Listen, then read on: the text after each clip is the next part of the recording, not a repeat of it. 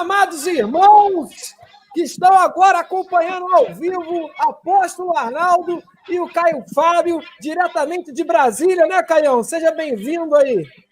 Obrigado, meu querido amigo. Muito obrigado.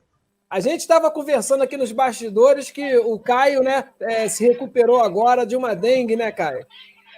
Que coisa horrível. Segunda dengue que eu tive, eu achei que na primeira eu tinha apanhado a pior dengue do mundo, porque fiquei uma semana, 10 dias, com uma febre acima de 40 e delirando.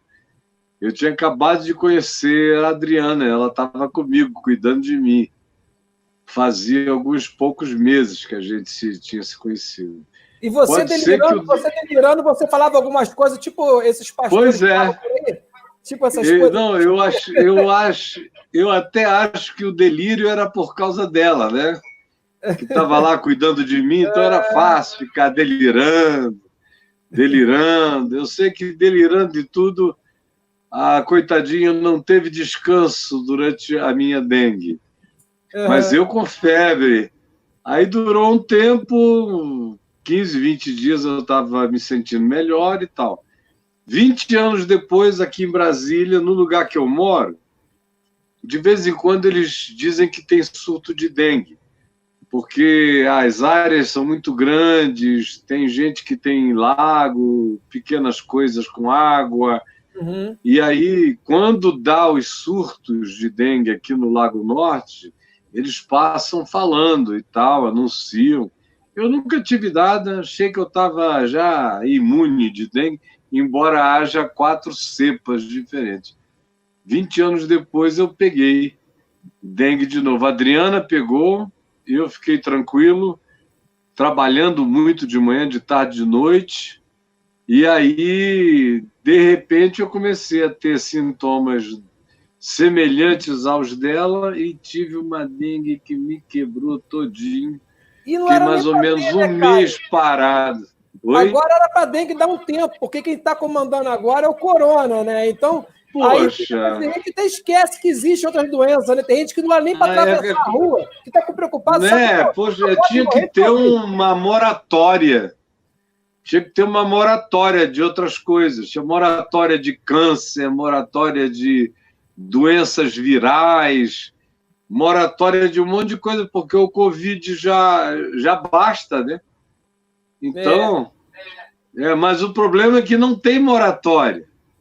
Mas as pessoas acabam, eu acho que intrinsecamente, achando que elas só vão morrer se for de Covid. Então, a preocupação é só com a máscara, não importa se está se alimentando bem, não importa o resto da saúde. Olha, na realidade, o Covid é tão poderoso nas impressões que já nos causou e ainda nos causará, porque existe uma chance de que ele fique entre nós aí uns 100 anos mais na humanidade. Então, mas uma coisa que com certeza ele fez é que todo mundo concentrou a sua hipocondria só no Covid. E como não tem remédio, por enquanto, só tem um sendo testado, diminuiu a hipocondria, porque todo mundo se apavorou e olhou, esqueceu as suas próprias hipocondrias. Tem gente que tem hipocondria de 15, 20 coisas. Sim. Mas, de repente, o Covid chegou e todo mundo só teve olhos para o Covid. E aí os outros aspectos da hipocondria diminuíram. Até também mania de fazer exame. O cara agora sabe que não pode ir. Acabou ficando também um pouco, né? Quem não era, começou a sentir um monte de coisa. Eu tenho amigo que fala, olha, eu acho que eu peguei. Todo mundo acha que já pegou, né? Mas é Covid. Eu tive todo mundo acha... uma enxaqueca. Covid. Achei que era Covid. Falei, acho que eu peguei Covid. Aí, depois de um tempo, eu comecei a achar que então que eu estava imune. Porque se eu peguei, eu estava imune. Aí eu falei, quer saber? Vamos fazer um exame.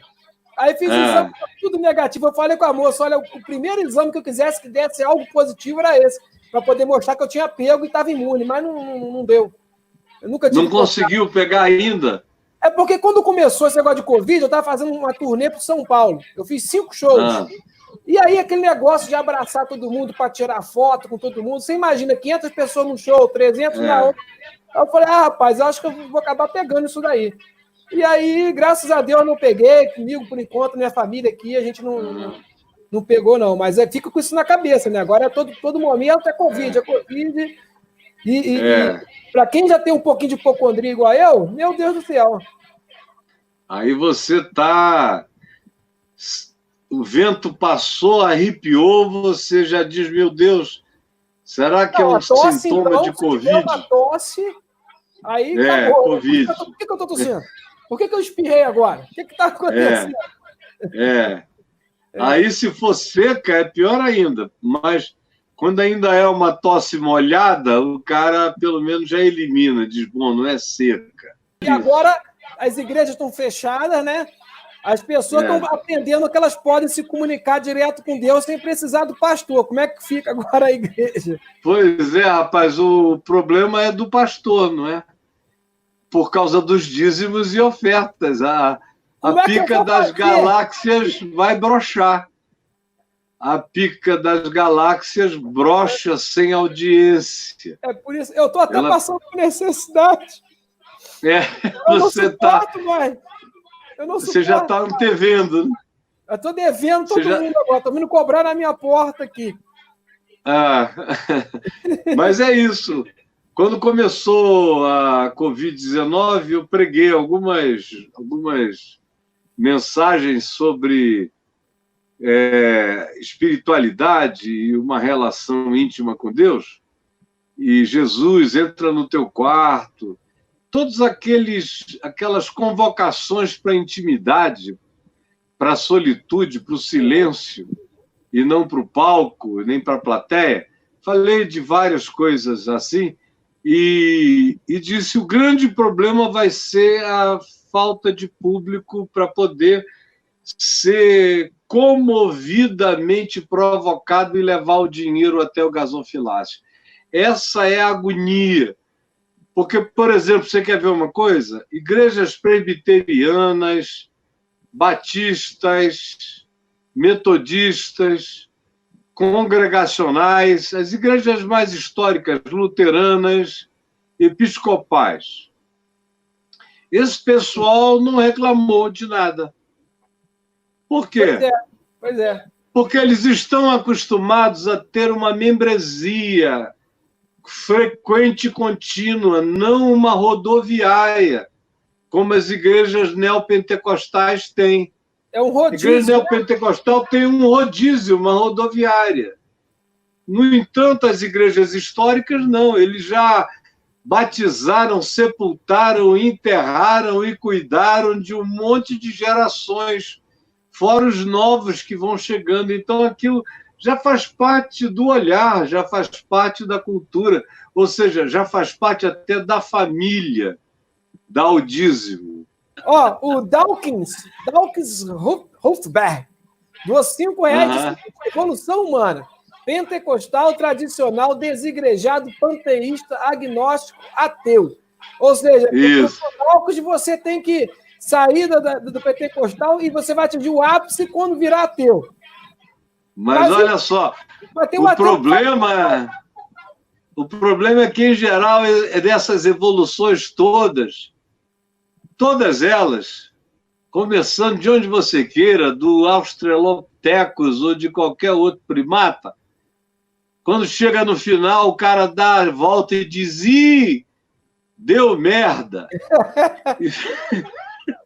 Então, o problema da evolução é que, no final, quase sempre a gente diz, não foi legal. Então, e não é por causa do ateu, não, porque tem ateu extremamente mais evoluído do que pentecostal. Tem ateu que crê que a Terra é redonda. Então, tem ateu que crê que a Terra é redonda, que o homem foi à Lua, que Marte existe, que nós temos naves espaciais indo para lá agora, nesse momento, que dentro de uns 10 anos vai ter turismo para a Lua, com SpaceX e outras companhias. Tem um monte de ateu que crê nisso tudo, crê em vacina, crê em cuidado, crê em distanciamento social. Tem um monte de ateu que acha que se a humanidade continuar tendo 2.300 indivíduos que possuem o que seria o produto interno correspondente ao trabalho de 65% da população mundial, vai acontecer uma tragédia. Tem ateu que chega a essa conclusão, enquanto a maioria dos crentes não querem nem pensar nisso. Tem ateu que defende o meio ambiente, sim, que cuida disso tudo, que gostaria que o filho e o neto dele vivessem uma vida um pouco melhor, que a terra não fosse destruída. Próximo, né? Oi? Pratica o amor ao próximo. Pratica o amor ao próximo, não vão para passeata antidemocrática, não aplaudem o racismo, a acepção de pessoas. Ou seja, tem um monte de ateus que combatem o bom combate e fazem a vontade de Jesus. Sem tocarem no assunto, fazem a vontade de Jesus, enquanto a crentalhada toda não para de falar no nome de Deus e de Jesus e contrariam a sua vontade, odeiam o próximo, são mascarados, hipócritas, mentirosos, se associam à maldade, apontam, indicam e fortalecem o braço do perverso, se tornam consorciados com tudo que qualquer pessoa de bom senso sabe que não realiza o bem, são preconceituosos, fazem acepção de pessoas, são supremacistas, mas frequentam uma igreja, dão o dízimo e vão para o céu. Exatamente. O pentecostal, né? E as línguas estranhas e tudo mais, o que tem de verdade nisso, na sua opinião, Caio? Olha, tem de verdade tudo quando é genuíno. Uhum. Só que 99% das línguas estranhas que eu ouvi na minha vida eram fajutas. Mas eu ouvi algumas genuínas. E eu ouvi milhares de fajutas. Pois é, se eu faço uma imitação de uma língua fajuta, eu mando um Zé Abadabadu, né, uns Decovas Neves e tal, aí tem gente que fala que eu estou pecando contra o Espírito Santo, então já estou condenado. Não, esquece isso, meu amigo, porque você vai numa denominação, em geral, naquela denominação, todo mundo fala a língua da mulher do pastor, quando ela fala em línguas. É o mesmo sotaque, ou então, né? Com o mesmo sotaque, a mesma fonética. É o mesmo Yazid, é o mesmo Wizard, de língua estranha. Então, o cara, se a profetisa é importante, tem uma profetisa importante, todo mundo que frequenta a reunião de oração na casa dela fala a língua igual a dela. Começa e assim por diante. Às vezes eu ouço uma pessoa falando em língua, eu já sei a denominação. Eu vou até falar em línguas agora, porque o Gilson Ribeiro aí doou R$50 para a nossa live. Falou assim, que maravilha. 2 pastores juntos. Que Deus os abençoe. Grande abraço aí, Gilson. Beleza, Gilson.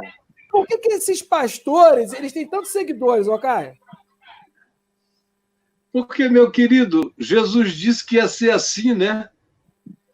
Jesus disse porque as pessoas, a grande maioria das pessoas, não está afim de verdade. Não está afim de nada que convide você para uma transformação de vida, de mente, de consciência, de percepção. Não estão afim de nada que chame você para ser solidário, para ser misericordioso. Dá muito trabalho ser misericordioso, ser compassivo, sim, enxergar o outro, não passar por uma multidão de invisíveis todo dia. Ao contrário, percebê-los.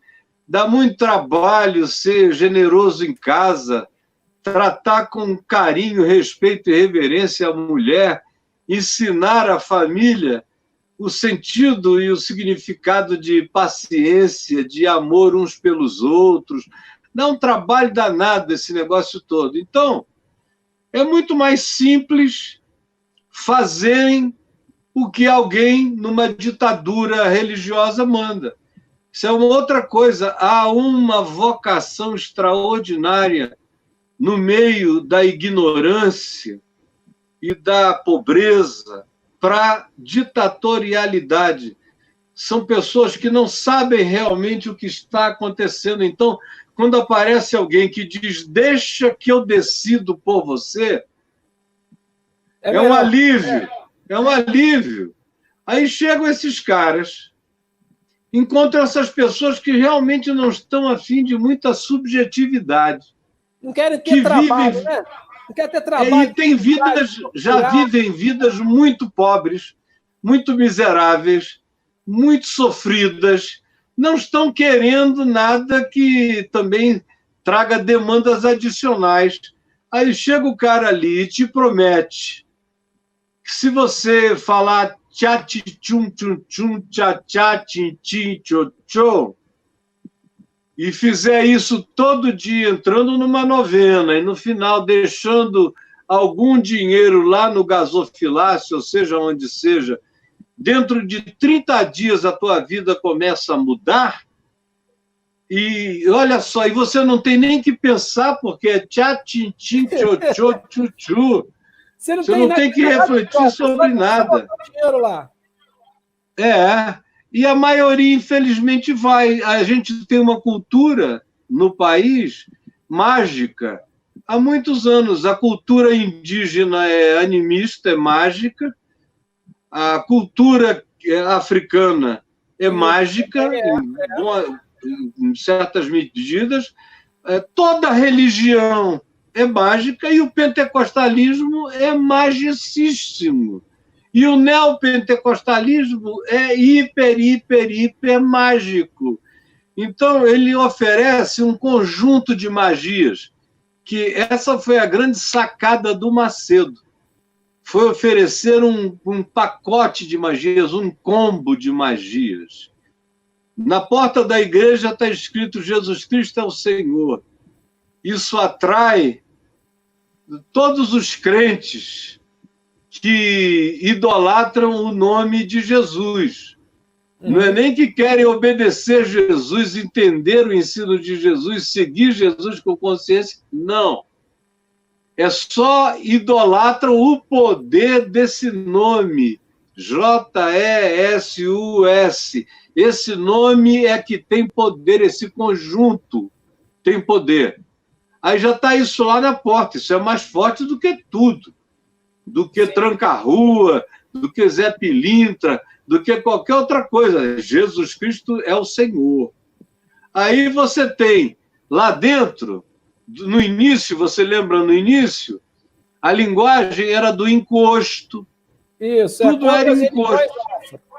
Importaram a linguagem dos cultos afro-ameríndios, toda ela. Sai, pombagira, sai, tranca-rua, ou seja, tinha uma validação aos espíritos desses cultos, ao mesmo tempo que tinha superioridade do poder de Jesus expulsando essas figuras.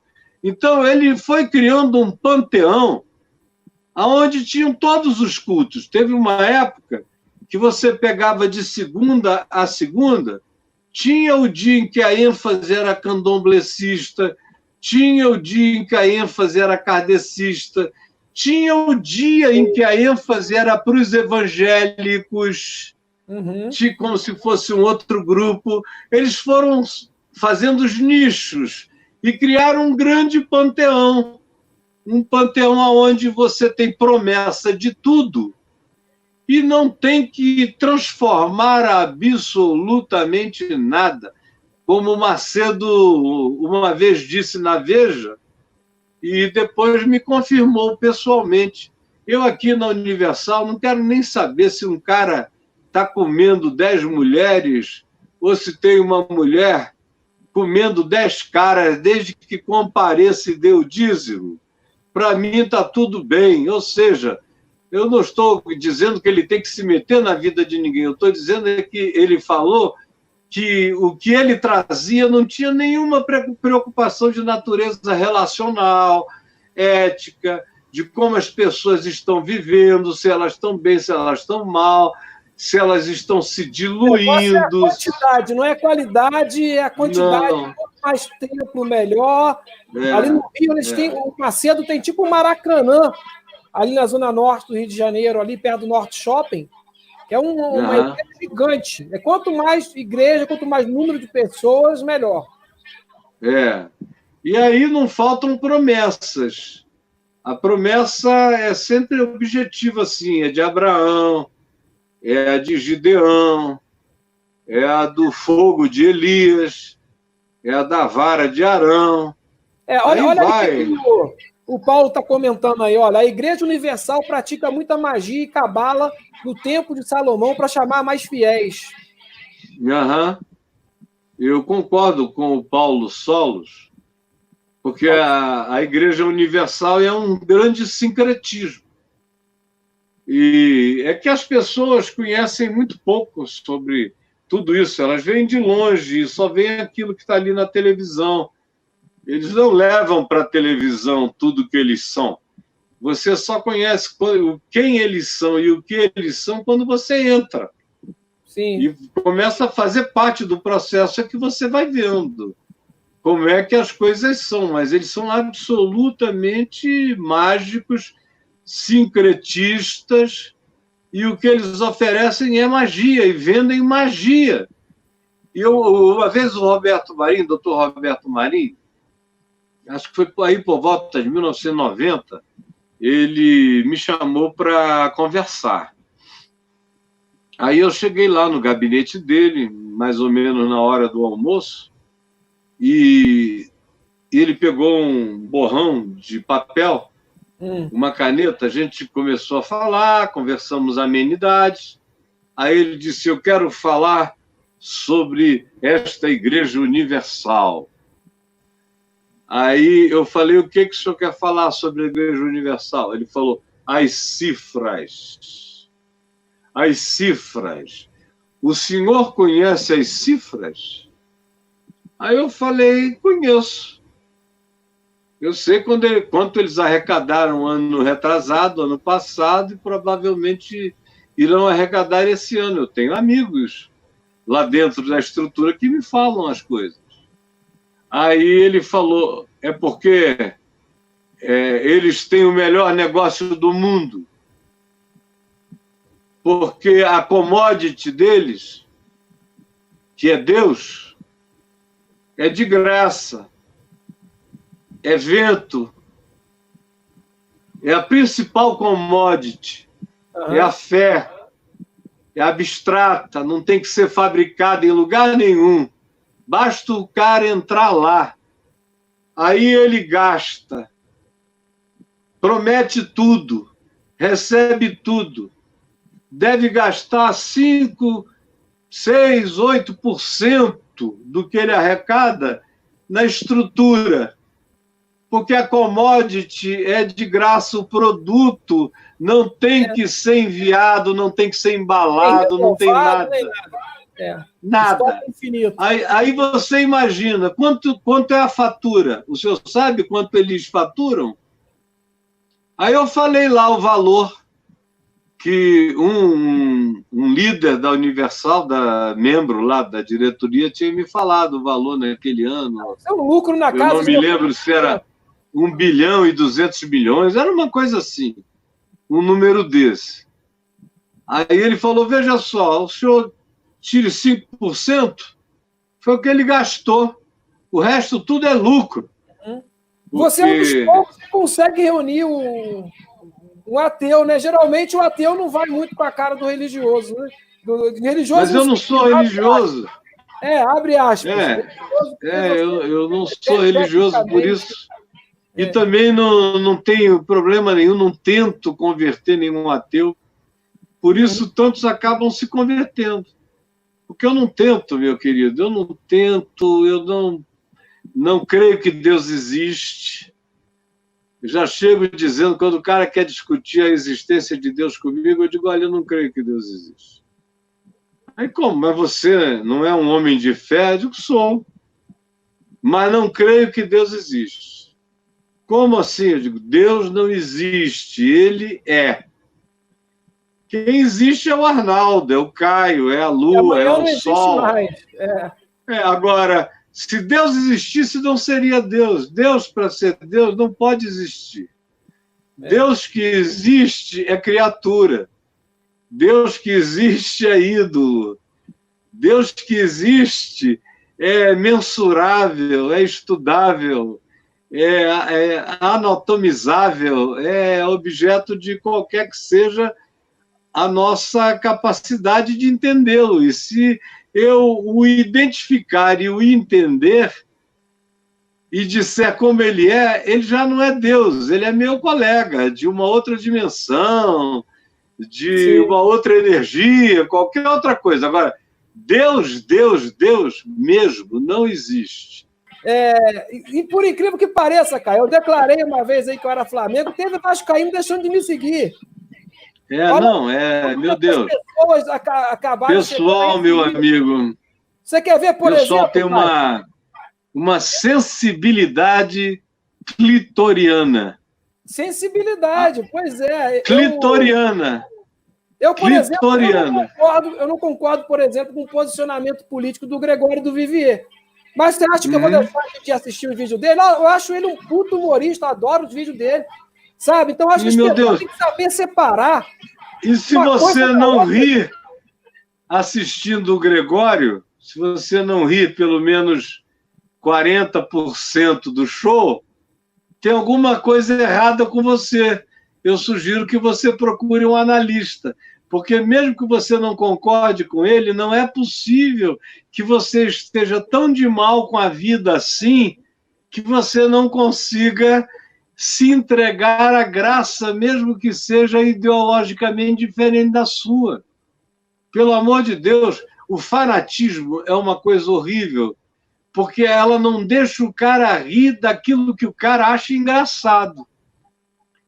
Tem uma quantidade enorme de fanáticos que, em circunstâncias normais, eles morreriam de rir de certas coisas.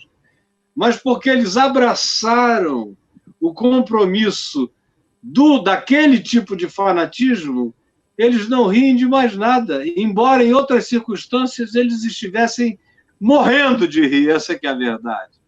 Ou gostando pra caramba. Ou seja, quando você entra nesse lugar que nós entramos, nesse lugar cognitivo, nesse lugar de interpretação que a sociedade brasileira entrou, não existe mais a possibilidade de que o humor seja objeto de riso por parte do discordante, politicamente falando. Porque já não é mais só uma discordância, a gente entrou numa perspectiva de fanatismo ideológico. Isso é que é profundamente perigoso. E já não é mais o fanatismo da esquerda. O movimento Sem Terra está praticamente todo desmobilizado. O Boulos não é ameaça para ninguém. Legal. Bacana. É isso, meu amigo querido. A gente evolui, né, Caio? A gente não fica parado no tempo, né?